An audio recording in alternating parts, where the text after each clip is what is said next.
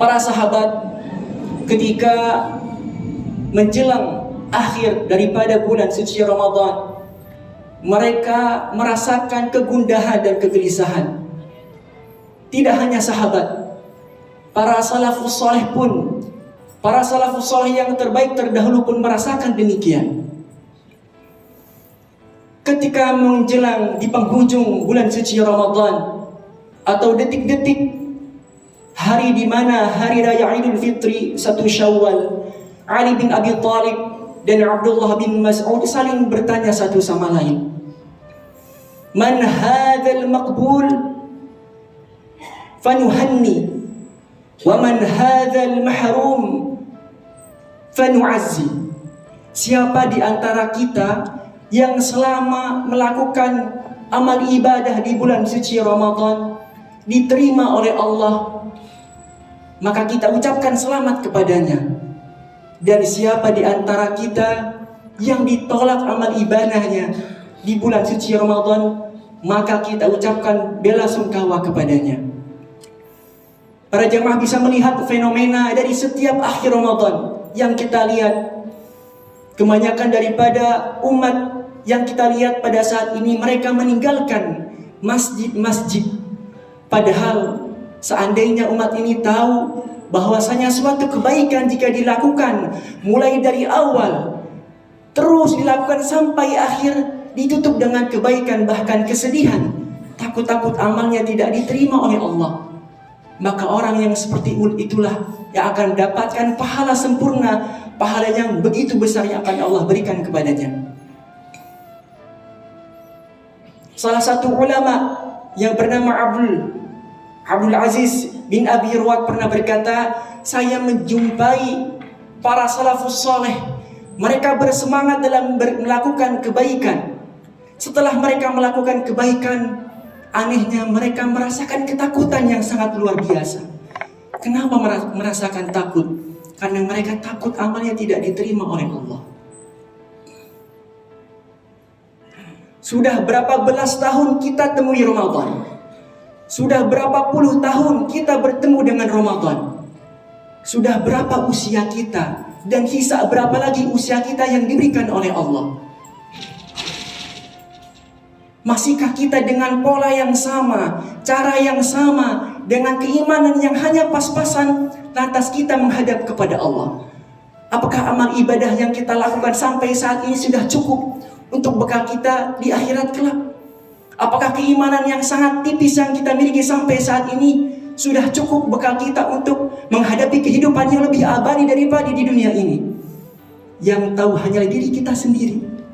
Maka bercerminlah kepada diri kita. Jangan menghakimi orang lain. Lihatlah, bercerminlah kepada diri kita sendiri sejauh mana keimanan dan semangat kita dalam melakukan ibadah sebagai bentuk rasa cinta kita kepada Allah Subhanahu wa taala. Maka Aisyah radhiyallahu anha pernah bertanya kepada Rasulullah, "Ya Rasulullah," Aisyah bertanya tentang salah satu ayat yang ada di surat Al-Mu'minun. "Walladzina yu'tuna ma tawallaw wajilat qulubuhum wa hum bi rabbihim raji'un."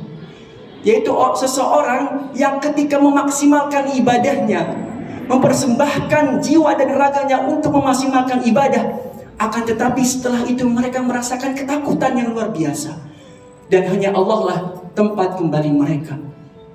Aisyah bertanya, "Wahai Rasulullah, amhum qaumun yashrabuna al-khamr wa yasraqun?" Wahai Rasulullah, apakah orang yang ketika setelah beramal kemudian ada rasa takut di dalam hatinya, mereka lah orang-orang yang suka meminum khamr selama hidup di dunia?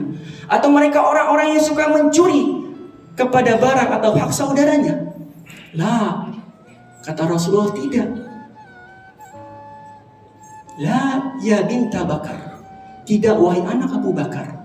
Orang yang merasakan ketakutan yang sangat luar biasa setelah mereka beramal. Kanu hum yusallun wa yasumun wa yatasaddaqun. Mereka lah orang-orang yang takut dengan Allah. Mereka lah orang-orang yang memiliki kecintaan kepada Allah yang sangat luar biasa. Mereka lah adalah orang-orang yang rajin sholatnya. Sholatnya tepat waktu. Mereka lah orang-orang yang suka bersedekah, yang suka berpuasa. Tetapi mereka selalu bertanya-tanya apakah amal saya diterima oleh Allah atau tidak. Sekarang kita bercermin kepada diri kita. Apakah setelah kita beramal, lantas kita tinggalkan begitu saja, tidak ada rasa kegelisahan di dalam jiwa kita? Apakah amal kita diterima oleh Allah Subhanahu wa Ta'ala atau tidak? Maka mudah-mudahan di bulan suci Ramadan akhir ini kita termasuk orang-orang yang senantiasa bermuhasabah, selalu bertanya kepada diri sendiri, apakah amal kita diterima oleh Allah atau tidak.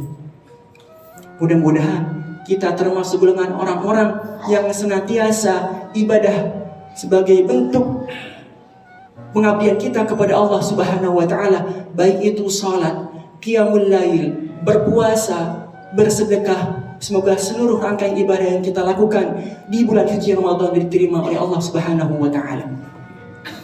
Rugilah orang yang ketika ditinggalkan bulan suci Ramadan, dosanya belum diampuni oleh Allah. Rugilah betapa sia-sianya seseorang yang ketika beramal, melakukan qiyamul lail, membaca Al-Quran, bersedekah, silaturahim, akan tetapi amalnya tidak diterima oleh Allah. Yang tahu hanyalah diri kita sendiri. Apakah hati kita sudah bersih sampai saat ini atau belum? Apakah di dalam hati kita masih memendam rasa amarah, rasa benci, rasa hasad kepada saudara kita, sehingga setelah berakhirnya bulan Ramadan hati kita masih kotor, maka belum layak oleh Allah untuk diberikan ampunan kepadanya. Na'udzubillah, tsumma na'udzubillah. Demikianlah nasihat yang dapat disampaikan. Semoga bisa kita ambil pelajaran sebaik-baiknya, dan semoga kita setelah berakhirnya bulan suci Ramadan, dosa-dosa kita yang sangat banyak, Allah ridho mengampuni semua yang kita lakukan, terutama dosa yang nantinya akan menjadi beban kita di yaumil qiyamah.